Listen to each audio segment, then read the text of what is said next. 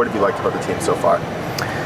Well, I think number one, we've got a lot of experience and a lot of returnees, and I think the leadership has been really good from our returnees. I think they've got a great positive attitude. I think they're helping our younger players. I think they're trying to make them feel comfortable and confident. And I think number two is the buy-in. I think our kids are buying in. We're trying something a little bit different than we have in the past, and they're being patient with it, which I think is really good. And they're trying to understand it, learn it, and apply it. And not so much worrying about the mistakes they're making. So I think we've seen progress in those aspects, and that's been good.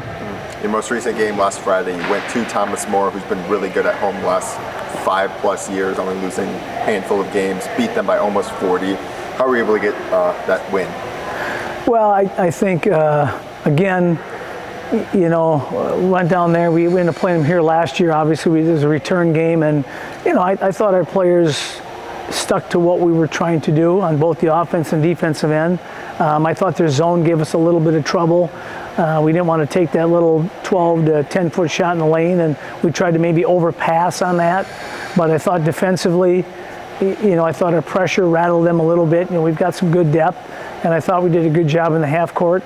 Not great on the glass. I thought they got the better of us on the glass, and that's something we had to try to fix this week and practice heading into Ashland. So far this season, you have 8 players averaging more than 5 points a game. How important, how big is it to have that kind of diverse offensive attack? Well, I mean, it's always a telling sign of a good team when your players are willing to sacrifice for the betterment of the team, because we've got a lot of players that could obviously average more points than that, maybe play more minutes than they are, but they've kind of bought into what we're doing to hopefully help our team be successful.